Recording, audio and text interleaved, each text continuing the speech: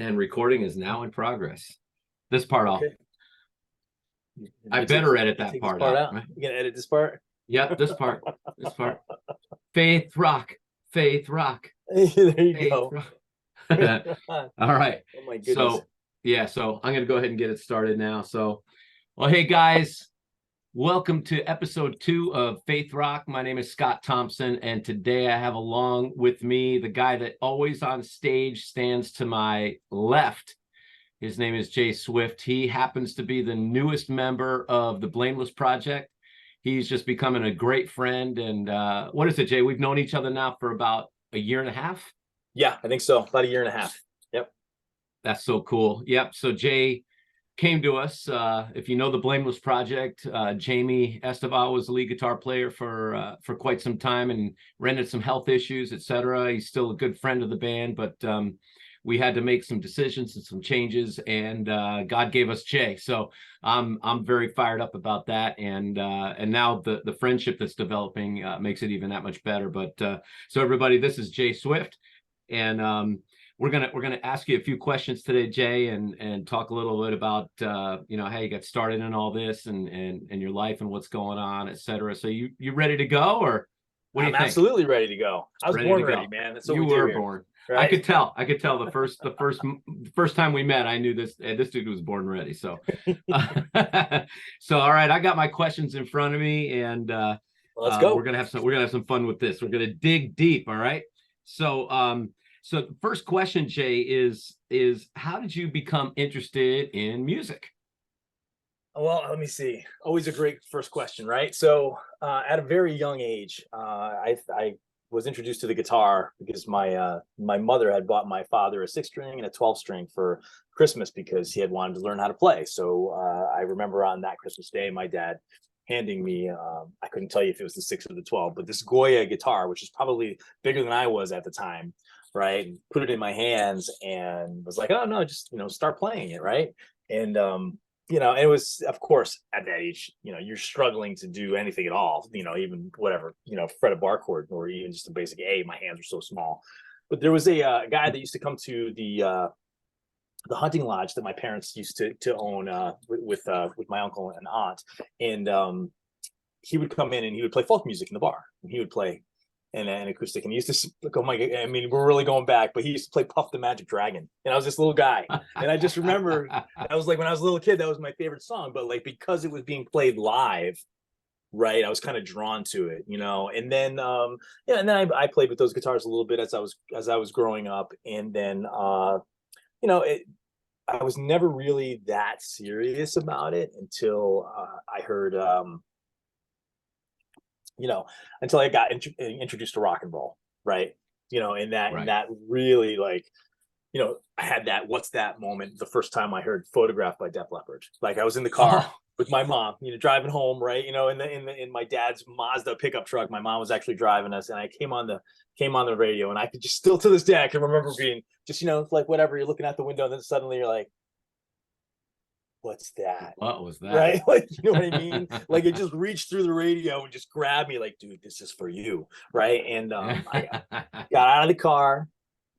I grabbed all the money I had, got on my bicycle, rode it was like a mile and a half downhill to the local mall where there was a Strawberries record store. Everybody's like, what's a Strawberries record store? But so went in there, had to ask, like, hey, like, you guys have a band, Def Leppard? And of course they knew exactly what it was, right?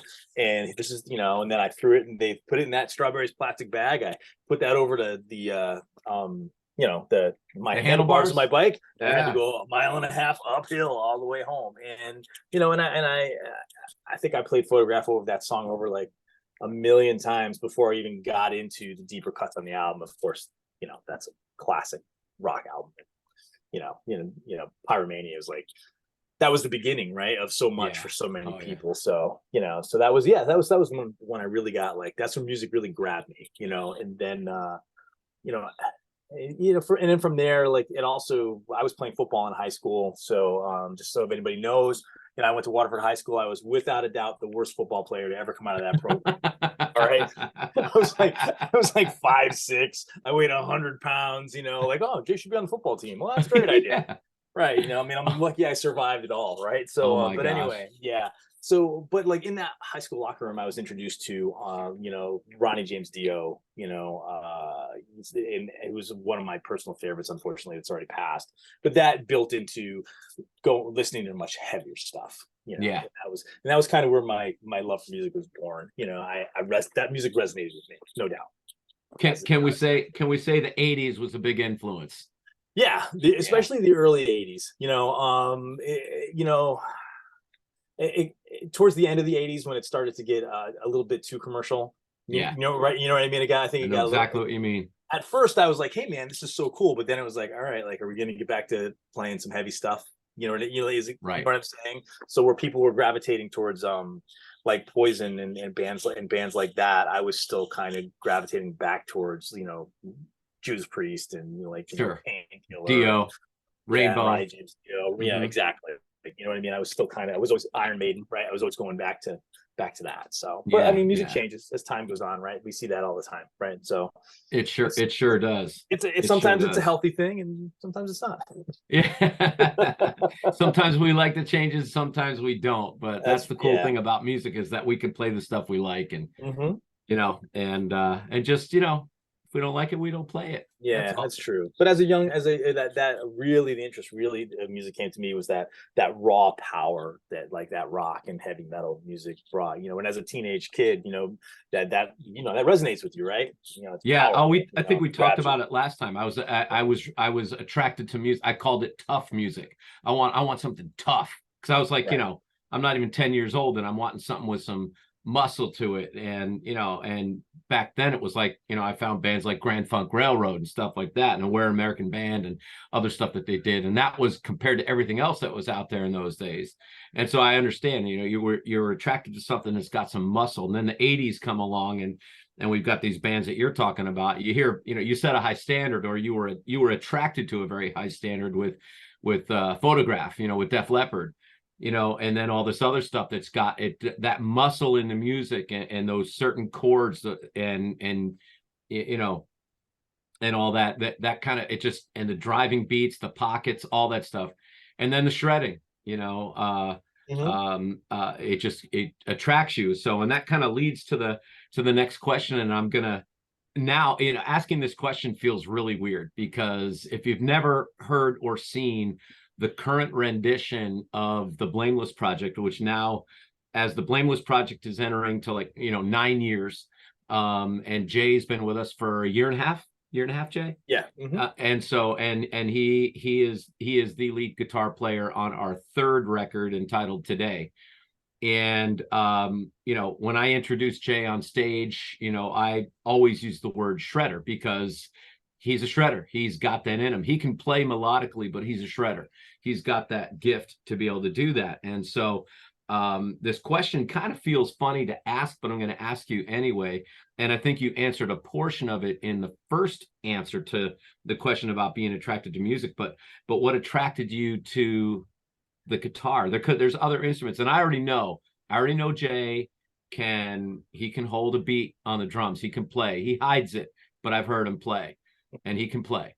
And I know he could play bass. I've never heard him, but I know he can because he owns one now. But tell us about your attraction to the guitar, and then I'm going to expand that question and say, what I mean, because not everybody can do it. And I know as a guitar player, and I'm a rhythm guitar player, um, well, sometimes part-time leads with Jay, portions of the lead, There you go. harmonizing, but Jay is a shredder. Jay, what attracted you to, you know, to getting your fingers to do what they do on the fretboards and play at those incredible speeds and clarity? What attracted you to that? Yeah. So, I mean, when I first started, getting introduced to music, I started to expand, right? So then I discovered a guy named, George Lynch, right? And something about his guitar solos from in Dokken, like really just kind of they resonated with me, and I felt like they were very melodic, but then he had these fast sections as well, and he didn't play like anybody else. And I think if George was here right now, and I've actually had a discussion with George, is that like he doesn't have like the same musical background or education that a lot of us do have, right? Yeah. And so he kind of like figured it out himself, like listening to to albums and stuff.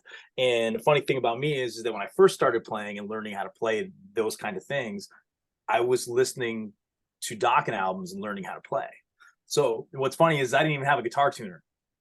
So I had like learned how to play and tune my guitar by listening to these Dokken albums, and I knew nothing about music theory. So I was kind of emulating what George was doing, and well, I mean, I didn't know anything. So those Dokken albums are all in E flat.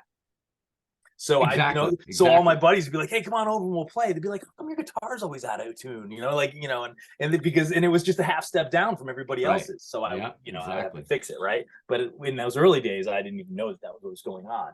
So it started with that, and then obviously I'm listening to Dio, so I'm listening to Vivian Campbell, I'm listening to the guys from Iron Maiden as well, and so many great guitar players. And then what really, like, we're talking about, like, what happened was I was lucky enough to have a great music teacher, a guy named Jim Noga at Waterford High School, and who allowed me to be involved with the music program, even though I wasn't actually in the music program. They had a music studio there, and he let me be involved with that, and because I took some electronic music classes, so I could go there on my study halls, and I could, as long as I was working and producing something, he would allow me to go. So every once in a while he'd come in, "What are you doing, man?" And I had to have it all written out. "Hey, I've got these tracks." And we're talking like, old, synthesizers with the oscillators, and we were doing everything on a tape. And I mean, there was nothing like it is today, right? So just let's put it this way: I was recording all that stuff, no computers. Yeah. No computers, right? So anyway, he was on the cutting edge of that. He allowed me to do that, and he had these albums that were like this stack of albums, and I'm just kind of randomly going through them, and I pick up this album, and I see this album, I'm like, what is this? This Yngwie Malmsteen? Like, what yeah, is Yingwing. Like, yeah, exactly. I'm like, what is this? I don't even know what this is. And he sees me holding it. He goes, you might like that. Like, throw that on and see if you like it. And I was just like, my jaw just hit the floor. I was like, who is this man? Right. And then, of course, there's so many other shredders after him that came after him. And I really just started really getting into, guitar playing, and like focusing more on the guitar player than just the music in general. You know what I'm saying? So to me, sure. I'd almost be listening to music going, all right, like, when's the guitar solo? Like, when's, yeah, second chorus, when's the guitar solo? Right? You know what I mean? So, and that's how it was for me. And then a big part of that was, I mean, for me personally, was to be as good as these guys. Right? Yeah. Oh yeah. So it was very important to me that I'd be able to not play, not emulate my heroes. I don't want to sound like them, but seeing that technical perfection in a time when you didn't have the option to just, let me grab the mouse and fix that. Like, that wasn't an option. Like, these guys, these guys were playing this, and I've seen Yngwie Malmsteen live, and like, I'm gonna tell you right now, man, I know for me personally, right? And I've seen George Lynch, my favorite guitar player. I've seen him live 100 times. When I saw Yngwie Malmsteen live, that was my Jimi Hendrix experience. That is how people probably thought, who've never seen Jimi Hendrix before, probably sat down, and this guy came out, and he's like, "Oh, okay, so we're gonna see who's the next guy." And then he starts playing, and everybody, like, whoa, blew him over. Yeah, exactly. Blew everybody away. Sure. And I just did. I sat there for 2 hours, and it just was like, I just could not believe just like how ridiculously good this guy was. Yeah. And not only that, like, he's throwing the guitar in the air, he's kicking picks out in the audience, he's spinning the guitar, and it's like he's such an extension of his instrument, and it was very inspiring, which is something that, like, I think is incredibly important, right? That's so cool. So that to be inspired constantly by all of these amazing guitar players, you know what I mean, and like any of them, John Petrucci is another one. John Petrucci from Dream Theater, Akira Takasaki from Loudness. I mean, these are guys that, like, so awesome. This is I grew up just wanting to be like these guys, right? And that's it. And I'm 55 and I still want to be like those guys. Well, it's what's been cool to watch, and I'm going to speak this from an unobjective, feel blessed to have Jay Swift in the Blameless Project point of view is that Jay Swift has been influenced by all these people that he's talked about, but I will say, because I know that I've been influenced by a lot of people, but I have my sound. Jay Swift has his own sound, and that sound, he found it's really, really cool. So and that's just my opinion. It's like you didn't become those other people. You became a better who you are. What was already there, we're able to take it and translate it into the way that you. For instance, in some of the songs, there was some challenging stuff presented to you with not a lot of time to work on it to get the leads done. And you took those things and made them yours on Blameless Project songs, Right. and Thank you. so Not Gonna Die comes to mind. And what is it? Is it Come Near, or is it Forgiven? One of those that has the really quick at the end. Yeah, Forgiven has that. Yeah, Forgiven has that. Forgiven. Yeah. And that part was just all Jay Swift right there. It just kind of came out like, whoa. And so, but you could see how those kinds of influences just kind of translated to you and then through you in certain ways. It's really cool. Yeah, no, thank you. I super appreciate that. But yeah, Really cool, man. that's what happens, right? And I would also I would be remiss if I didn't talk about my guitar teacher, Rusty Cooley. Right. Oh. So like I started taking lessons from Rusty. I mean, at this point, like 6 months ago. And I mean, it's just made a huge difference in my playing too. Like he's opened up a whole different world of, things that I didn't, even realize existed, and I definitely was at that point after playing for 40 years that I needed to come in and be taught by somebody who's been there, done that. Right. Yep. And also like somebody that has like knowledge of theory, but can also, he plays faster than I do. I mean, he's like the 7th fastest person in the world, I think. You know what I mean? But like, and it's so like he's so good that it's inspiring. So once a week, I get 45 minutes of inspiration, and and it's a great thing. So like, anybody I can honestly say anybody that's been playing for a while, or even if you haven't been playing for a while, if you're looking for somebody to take lessons from, like your guy Rogers, another guy, right? But like Rusty Cooley is like, he's amazing. So you could definitely rustycooley.com. You can check him out. But he's like, he's taken my playing to another level, and like I said, in just 6 months, which really feels great. So which is cool. But but that's important too, to have that teacher-student relationship, right? I don't care how long you've been playing for. You know what I mean? I mean, listen, Steve Vai, right? I mean, he took lessons from Joe Satriani. Yeah, was Steve Vai a kid then, right? But that's who taught him, and you see them together in interviews, and Steve still looks at him like, this is my teacher. Oh, right? Yeah. Absolutely. Absolutely. I mean, we never arrive. Stay humble. We never arrive, right? And you'll go really far. Yeah, and this is Steve Vai we're talking about, right? Like, we're not talking about somebody that doesn't know what he's doing. We're talking about a guy that knows so well what he's doing that he's like, he's so far out there that sometimes I hear a Steve Vai song sometimes and I'm like, what just happened? Because I know I loved it, but I couldn't tell you what just happened, because that was just, it was literally like an alien type of invasion type thing. I don't know where that came from. Oh yeah, no doubt. Yeah. Well, I think this next question, and that was so much fun to talk about, but because I get to watch you and listen to you play every week, so it's live, so I get to see the real shred. Thank you. But and I already kind of know the answer. This almost seems like well, we'll answer this question and move on. But what's your favorite genre of music? Right. I'm like, it's rock and roll, but I'm also like a heavier side of rock and roll. Right. I definitely, as much as listen, as much as all these musicians are great, like all the bands like the Stones and the Rolling Stones and like Aerosmith and all those guys, I mean, those guys are fantastic, man. But I'm like really, I'm a heavy metal guy. Yeah. So if you give me a choice, I'm gonna be listening to Iron Maiden. I'm gonna be listening to Megadeth. I'm gonna be listening to Judas Priest. I mean, these are my bands. Or if I'm not listening to that, I'm listening to progressive metal. So now I'm at Dream. Rusty Cooley stuff. Right? Yeah, right. Like in instrumental stuff like Joe Satriani. Stuff, right? I can really get into. Michael Lee Firkins is another guy, but many people probably haven't even heard about. But that's somebody everybody should check out.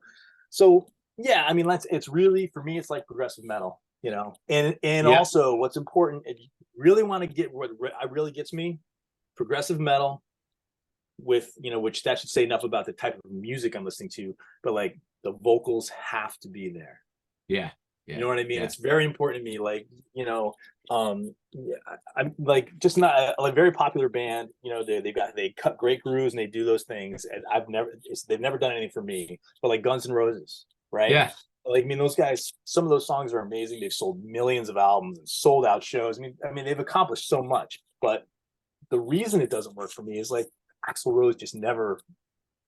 No. From the moment I first heard his voice, I was like, yeah, that's not for me. I mean, millions of people loved him, right? And good for those guys. That's great. That's awesome. You know what I mean? But like, as a consumer, I never heard Guns N' Roses and thought like, wow, I need to go buy that album. And I didn't, because the harmonies and stuff are a very important part to me, as well. Also, as much, even as a young person, the message was very important to me too. Like, if it wasn't happy and fun, or maybe like about, or have like some kind of, it had to be positive in some way. I was never like, what, like, music makes me happy. Why would I want to listen to something that brings me down?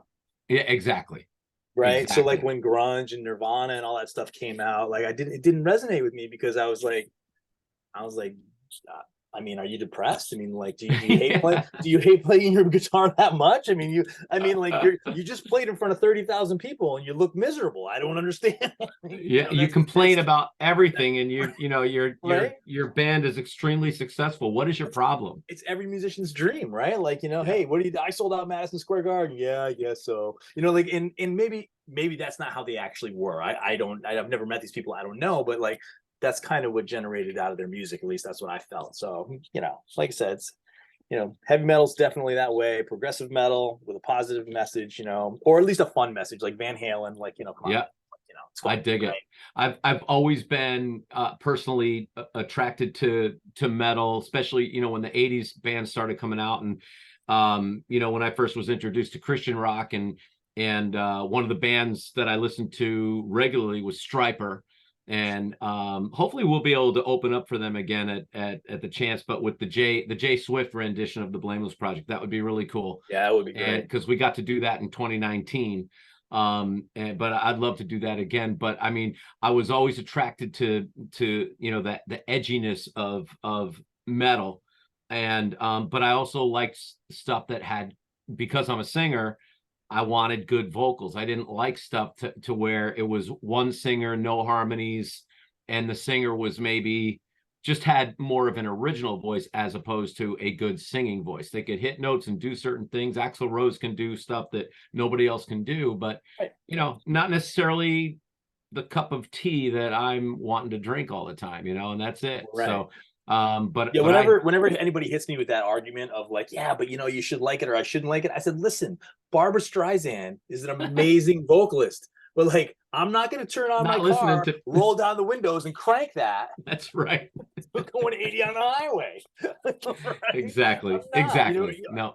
Right. I mean, like, an incredibly talented person. It's just, that's just not me. Right. That's exactly right. Cool. So, well, that's cool. So we both dig metal. I think, because I'm just a little bit, not a ton, but just a little bit older, and I came into it, you really had that 80s hit, growing up, that really came on, and then the metal stuff caught you. I grabbed, in the early days, I did grab a lot of Aerosmith, Led Zeppelin, Journey, some of those bands that really came out of the 60s and then into the 70s. And I heard that stuff where there was also like a melodic touch, and then you'd get these, metal riffs that would come, that maybe metal was born from that kind of stuff. Oh, I'm sure it was. And those guys set the stage. Exactly. So like, I love the combination of all of that. So, but a metal edge, it's like nothing makes me just move and want to just do that. Power, I don't know how else to say it. Yeah, power. I love the power of that. Exactly. So well, that's cool, man. And so for those of you that don't know, you're going to know now. And I knew this going in, because when we first met Jay, and I think we talked about it a little bit, or we could talk about it today, but we put it out there on the internet that we were looking for a lead guitar player, and the studio where Jay was recording, I had gotten to know his name is Steve. I got to know Steve a little bit before we ever met Jay, because Steve had reached out to us to say, hey, if you ever need a studio, we could, let's work together. We never did. And maybe we will someday, I don't know, but because we already have a relationship with another studio. But Steve and I had talked prior, and then all of a sudden I get this out of the blue email from Steve, the guy that owns 747 Studios. Is that what it is? Studio 747. Yep. In in Southbury, and reaches out and says, hey, I got a guy I think might be a good fit for your band. And he goes, can I send you some music? And lo and behold, this was music that Jay Swift had written and recorded at Steve's studio. And I'm listening to this stuff, and I'm like, and one of the songs was kind of melodic, and I think it reminded me, I think it was Journey-esque or something, I don't know. And then anyway, I knew this dude was ultimately I knew he was a shredder, and I got interested, but a songwriter was coming our way. I was like, how cool is that? Because we'd never had a songwriter in lead along with us in lead guitar position. In the Blameless Project, it's always been me and Charlie. And so anyway, bringing another songwriter in, for me, I was like, oh, this is going to be this. If this works out, this could be really cool. So question is, what got you into songwriting? Well, I mean, I initially started off songwriting because like I knew immediately as a young guitar player trying to learn how to play guitar, just like my heroes, like quite frankly, I knew I wanted to do that. Right. So, yeah. From day one, I, like the cover band thing, I was like, no, thanks. Like, you know what I mean? Like, I mean, I would do it, but like from day one, I wanted like, no, we should write and play our own music. Like I've always been that way from day one, because like, all right, if you're going to play other people's music, which can be fun, and it's great to learn other people's music because you learn different techniques, and there's a reason for doing it. Okay. So, yep. But like, as far as like you putting yourself out there, like, okay, well, like, wow, you can play Eruption. That's awesome. Like, oh, okay, great. Like you learned, you spent 26 hours learning how to play Black Star, you know what I mean? Or like, that's great. I mean, that takes an incredible amount of work and talent, and that's good. But like, okay, what do you got? Right. Yeah. And that, right. And so to me, I kind of went the opposite route. To me, it wasn't about learning to play Eruption or a Dream Theater song perfectly or anything else. It was about, how am I going to take all this stuff and like create my own thing? And that's what I've been doing since day one. It's always been very important to me. Yeah. Right. Like I love all these guitar players. You mentioned Journey, like Neil Sean is an amazing guitar player. Yeah. All these guys, and I love listening to them and everything else, but I've never, even my favorite, even George Lynch, right? Like I never wanted to be him. Right. Right. I just wanted to go I just wanted to take the same one, maybe not necessarily the same path as George, get fired by Ozzy twice. You know what I mean? Like the poor guy, like he got beat up pretty bad a couple of times. Right. Dude, no fault of his own. Right. It's just, that's how things work sometimes. It is. But like, it's right. So, I just wanted to get out there and play in front of crowds and write my own music. And when you write your own music, you have the opportunity to, what you're shooting for is you're always looking to have a situation in which you want an emotional reaction from the crowd, right? And that's why you write music, right? You write music and you create it, and you hope that it brings joy to somebody while they're listening to it. And it doesn't matter if you're Journey or Megadeth, right? You know what I mean? You're still like, Dave Mustaine is still looking for the same thing that the guys in Journey are looking for. He wants his fans to like enjoy that song, right? You know exactly. What I mean, sure, it's two totally different genres, but like it's still the same thing, right? Same desire, exactly. And so whether they're rocking out or like they're in a mosh pit or anything else, that to them that's positive energy. So it's a way it's a way to have a connection with people. It's a way to, in my life, it's a way to make their lives better. Because I don't know how anybody else is, but I could be having the worst day of my life, and I get in my car and turn on the radio, and it all goes away. Yeah, it's amazing at least while that song's on. Yeah, right. Exactly, and how powerful music can be. And so that's awesome. That's awesome, and we're glad that we have another songwriter in the Blameless Project, and it's helped on the album that Jay did with us. It really made a difference on all the leads. Pick up that album, Trust, go listen to it, stream it on Spotify, YouTube, wherever. But check out all the leads that Jay did, and even the song that doesn't have a lead, Forgiven, Yeah. right? Yeah, right. He got a nice little lead riff in there at the end. It's like, where'd that come from? Yeah, and right. so Yeah. it's so every song's got, some Jay Swift influence, which was really cool. And we didn't allow it. We asked Jay to write his leads. We didn't say, oh, you're allowed to write your leads. We said, Jay, we hear what you can do. Be Jay. Did we not say that? That's what we said. We said, no, be, you definitely be Jay gave Swift. me. And that made a ton of difference in a good way. I think it definitely worked out, right? Yep. Because I was able to take those songs, be at home, spend time working on them and write them and kind of get them to where I wanted them to be. And then, I would send them to you before I even went into, which was so much fun. That was so much right? fun. Like, so I'd be like, hey, what do you think of this? It's not my song. So I'm like, how do you think? I tried to make it fit. What do you think? And then, but the most fun was the first song. I think the first song we did was No One Like You. Yeah. When we recorded that solo. So, Yep. I mean, obviously, just this, I'll tell it from my point of view is like, okay, so I sit down, I'm in the control room. We've got the boogies, turn crank to 10 in the loud room. And, I'm in the control room with Scott here and the other member of the Blameless Project, Charlie, who both these guys are both the songwriters. So this is their song. And I know that Scott has heard my rendition of like scratch track for this solo. So anyway, like in all honesty, I think it took me one or two tries. I think, right? It took me like one or two tries, like just to get the first run. And so I did it, and it has it's very melodic at the beginning, and then it kind of picks up a little bit and it has a very fast two-handed run, a descending two-handed run at the end. And so I think it took me three times. Third time I was like, okay, got it. Right now, granted, be honest, like I wrote it, I practiced it, I knew I was going in the studio on this particular day, so I showed up ready to go. Right. So like that's why it was easy for me to do. But then I looked at their producer, and I was like, all right, give me another track. I'm going to double it. And they all looked at me like I had three heads. And the producer's like, well, are you sure? I'm like, yeah, man, give me another track. Let's do it. And then I had written a harmony part for it. And it's just three notes that, that kind of slides up to that, to the run.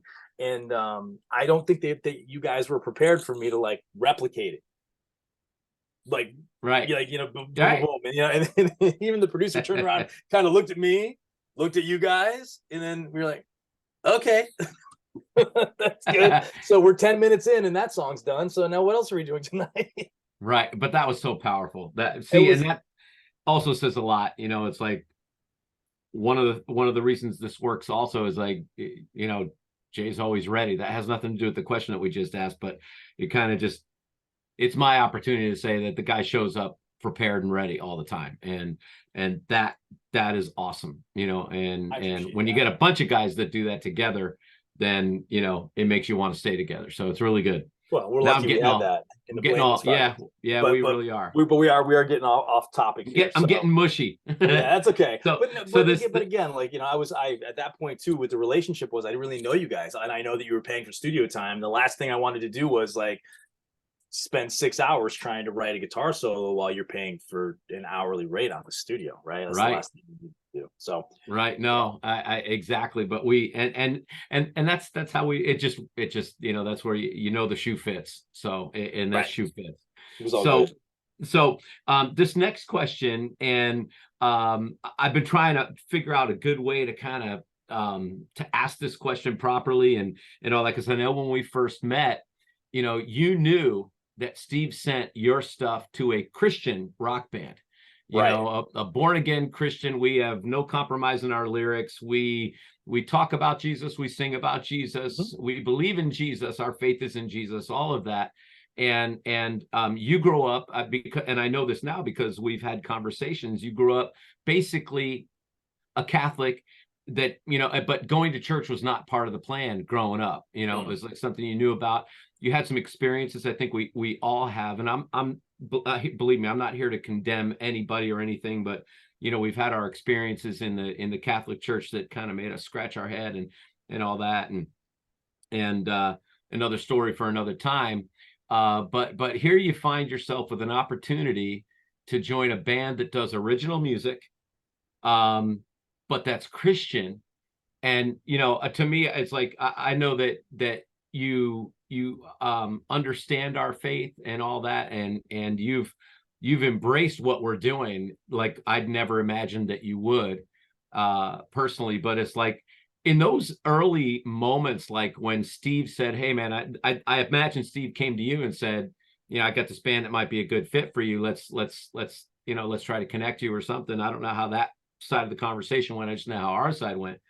But you're like, was there ever any hesitation on your part to join a Christian band? No, there wasn't. I didn't know any of you guys at all. I knew nothing. And I'm going to tell you why. So like you just said, I really had very little experience in religion. I mean, I have a 27-year-old son. He was raised Catholic because that's, what his mother wanted. And I didn't have a problem with that. I was like, okay, like I took Chris to his CCD class. Like I did everything, but I never went to Sunday mass with them. Right. You know what I mean? Even though the church was literally, you walked right through my backyard, door, right? right in my backyard. It was like 300 feet away. Like I could have just rolled over and been there in 2 minutes. But again, I didn't feel that connection with the church. And my son did when he was younger, and that was great. And I fostered it. I never gave him a hard time about that. But my first real experience with Christianity or even Jesus Christ was through Striper. Right. Wow. I mean, that's not even mean so those guys are like, oh, we're trying to reach people. Well, they reached me. Right. And did it change my life? Did it? I don't know. I'm going to say yes, in the sense that okay, did I go running off to church? No, but it was still a message that I listened to. Yeah. At whatever I was, 16 or 17, right? You know what I mean? And I had no problems listening to it. Like people were like, oh, you're listening to a religious band? I'm like, yeah, these guys are awesome, right? Like, right. If you don't like it, oh well, that's fine. I mean, you can do your thing, but this is that's my thing, right? And and so I never shied away from it or had a problem with it. So it was always good. And then when Steve mentioned that to me, I was like, oh, okay, that's great, And what I really like about you guys is the fact that that you don't shy away from it. That this is our message. And I'm going to tell you, the number one reason that I felt comfortable with you guys immediately was because there was no doubt with anybody on that stage. Wow. None of you guys were like, well, I don't know, how's the crowd going to feel about it? No, there was absolutely no doubt at all. You guys are 110% in. This is who we are. This is what we do, right? We send a positive message, right? We don't judge people. You know what I mean? And, and if we can bring, Christianity and Jesus Christ and a powerful message to people, then great. And I was like, oh, okay, well, who wouldn't want to be a part of that? What's bad in that? There is no bad. Yeah, it's only good, right? Yeah. And I also find that, as a person that doesn't go to church every single Sunday, so I studied religion and warfare in college. It's they go together, right? Unfortunately. A little bit. I can show you all kinds of stuff in the Old Testament, and we can actually put music in there too. That'll be another show. It's very cool stuff. I mean, this is the birth of heavy metal. I'm going to tell you right now, is in the Old Testament, and I'll prove it in a future podcast. All right, we'll have to talk about that. That sounds fascinating. And the fact that we like muscle in it. But anyway, next. Sorry. Right. That's okay, dude. That's fine. But that's what I mean. That passion right there that you have, right? That exists in your music. It exists in your performances. And every single other guy in the band is like that. Everybody is so 110% sure of what they want to do and what this band is there for, that it was very easy to come in and be like, okay, I'll do my part. I'll come in, I'll do my part. And when you're playing with 4 other guys that are just so dedicated to it, that it's not hard to be like, all right, man, I got you. I got your back, right? I mean, there's a couple of things as a person that's studied religion and stuff like that, however you feel about it, whether Jesus Christ is God or was God or God's son or whatever else, if there's one thing that you cannot deny, and that Jesus Christ was proof that one man can change the world. Yeah. Yeah. Right? That's right. That's it. You That's take right. all the religion out of it. He still existed, and he did. He made Yep. the world a different, better place. Here's a guy that at that time period came forward, and he wasn't preaching all of these terrible things. He was like, no, man, just be good to your fellow man. I love, Right? I Yeah. want to send this episode to Michael Sweet. I'm not kidding. You should, because He needs to hear this. He needs to hear this. right. The whole band Striper needs to hear this, and now we really need to. I'm hoping, what I want to do? I was thinking about this today, especially based on what you just said about being introduced to Striper when you're a teenager, which is really cool. The first time when we played at the Chance Theater in Poughkeepsie and opened up for Striper, we were the first band on. They were the fourth band on. We started, they finished. Mm-hmm. And what a privilege that was. But what we did for that particular show was we sold tickets and we rented a 50-person full gigantic coach bus. You can actually do that. And we built the cost of the bus into the ticket price. We loaded that bus with 50 people, and other people came out to the show too and went to that show. And I'm just thinking, I'm imagining if we could do that, knowing Striper was coming like a year in advance and started planning for a show like that, and we could get, we had the majority of the crowd I know got there through the bus and everything else, because you can't fit that many people in the Chance Theater, Right. A few hundred. So we had, between the bus and other people that came, we brought a lot of people. But I'd love to do that with advance notice and advance promotion of selling tickets, load a bus or another bus and bring people to the theater that way, and do it opening for Striper. And maybe this time, because I didn't get a chance to meet Michael, because when we showed up, they were sound checking, and I didn't want to interrupt them out of respect to that. I'm not one of those kinds of fans, where I'm going to fawn all over people. They're not only that, they're they're sound checking, they're working.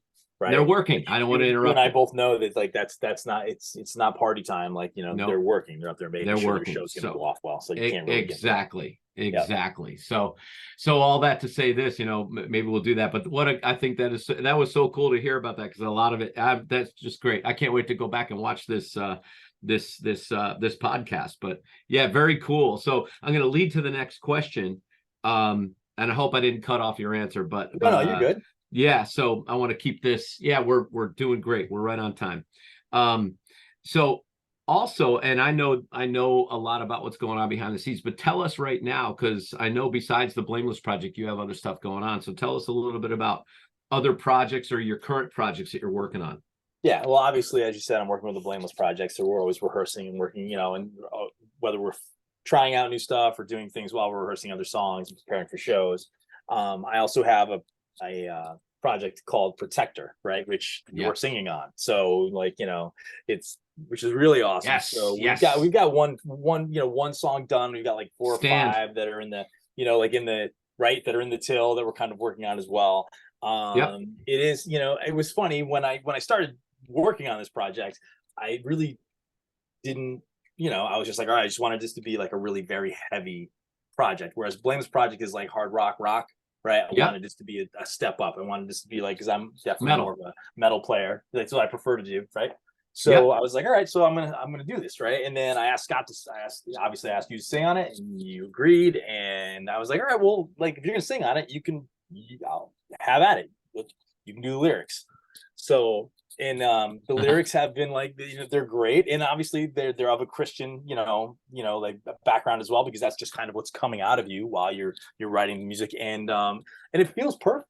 Like, it feels great. You know what I mean? So, awesome. And I'm very happy with it. So again, it'll be, even my own project is going to be, another Christian-based project.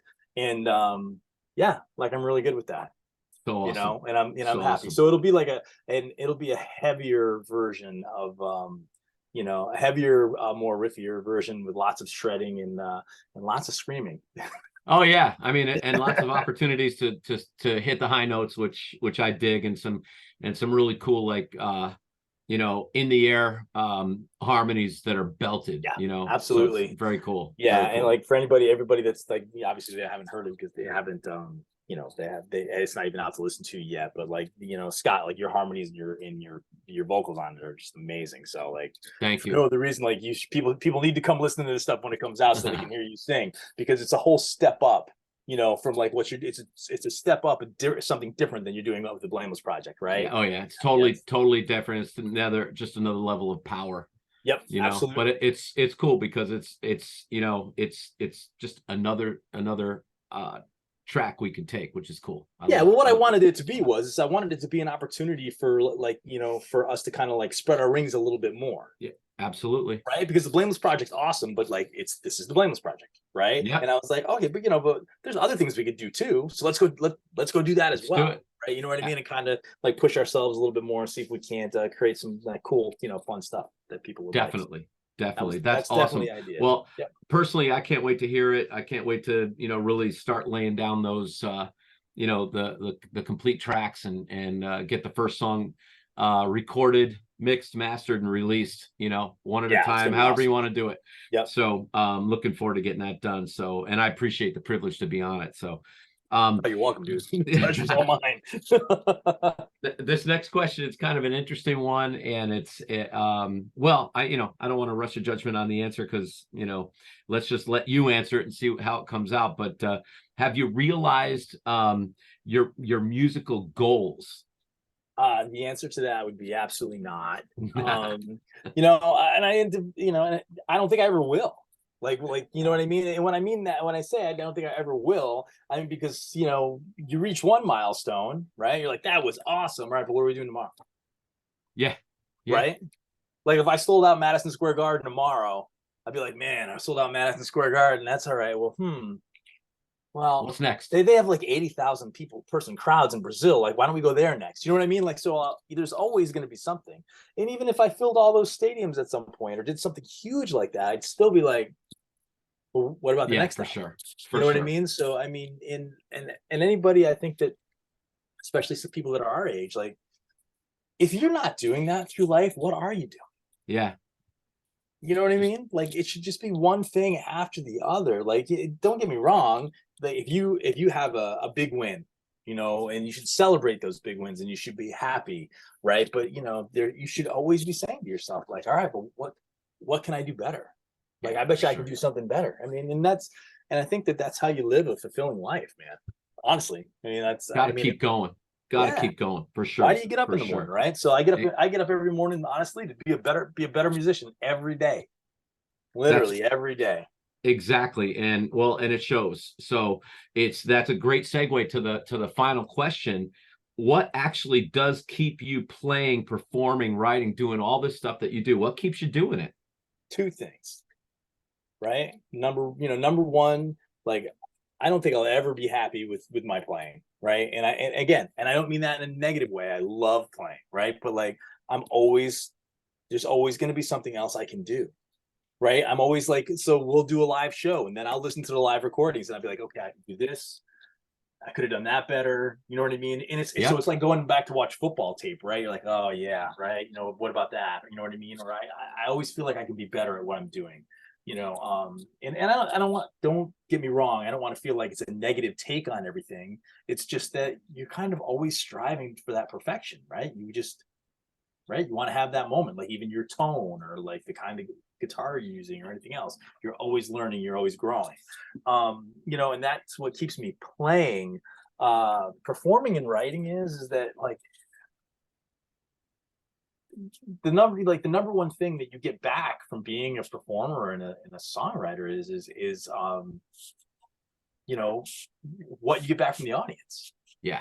Right. Now, don't two-way street. There's a price to be paid for being a creative person. Okay? And that price to be paid for being a creative person. Oh yeah.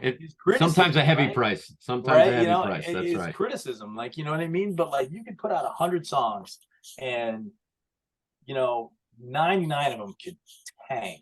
And of those, and you could have put, like, it doesn't matter how much time and effort you put into them, 99 of them could tank, but it just takes that one. You know what I mean? One. And you play that one song and you see the people in the audience and they stand up, they get up out of their chairs, singing along with you. They're moving, they're dancing, they got their phones up in the air. We used to say lighters, but now they have their phones up in the air. You know what I mean? You know what I'm saying? Or like for me personally, there are times when we did this outdoor show on this big, yeah, there you go. There it is. Right. There it is. So probably one of my favorite memories from the Blameless Project is we do this show, I think it was in July, up in Willimantic. It's on this big concrete stage. It's huge. The stage is so big that I can't even get close enough to the monitors with my 20-foot guitar cable to even hear the monitor, right?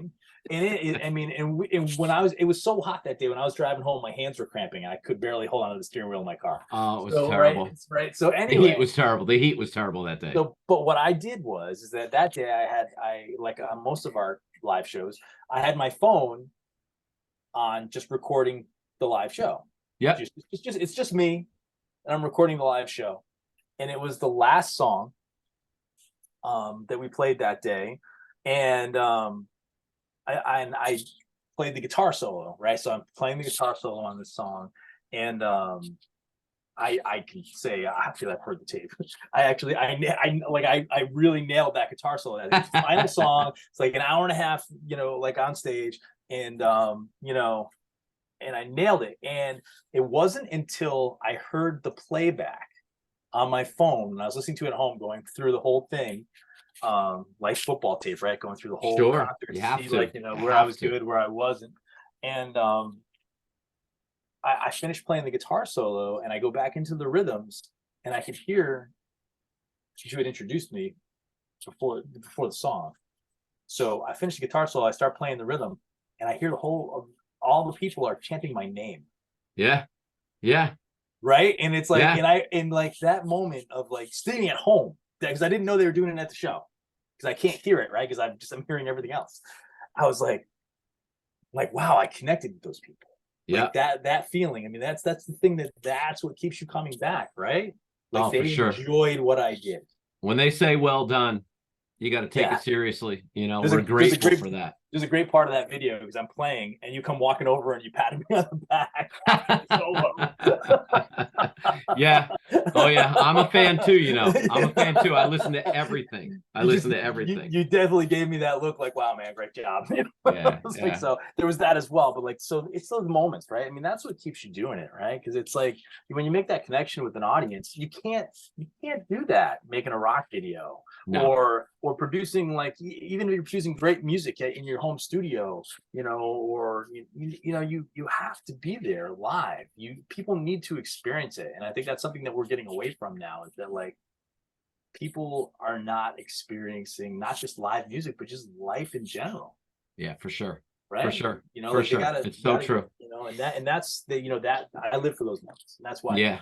Well, I love it. Well, listen, Jay, this has just been such a blast, doing this in this format. And I hope all of you guys that are watching this, hey, share this podcast, and we're going to try to grow this thing, because we want to reach people with some positive vibes. Let's say it that way, and like Jay said, what's almost like what bad could come from Jesus. It's all good, and right. That's what we want to project, and this has been so much fun talking today, and we're going to keep it going. We're looking forward to to the future of what we're doing here. So, but we really hope you enjoyed this today.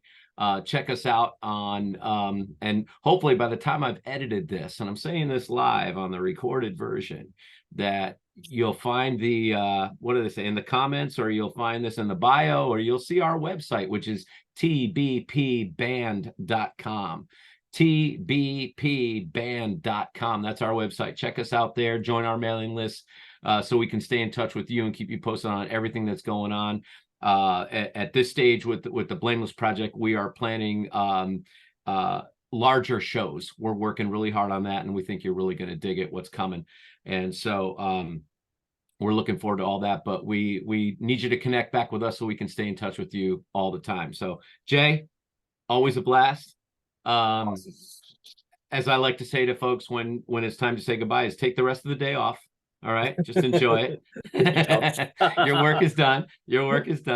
And I've appreciated being on this end of the conversation, the asker of the questions, and We've got some more great guests that we've been talking about coming up soon. We'll keep you posted on that. Stay tuned. And Jay, I will see you at rehearsal, man. Yes, you will. And this week we're having rehearsal, even if it's just the two of us. But no, it'll be all five. It definitely will be all five. And but in the meantime, you guys, God bless, peace, faith in rock. Love y'all. Jay, see you later. Thanks for doing this. Thanks, guys. And all right, we'll talk to you later. See you later, Scott.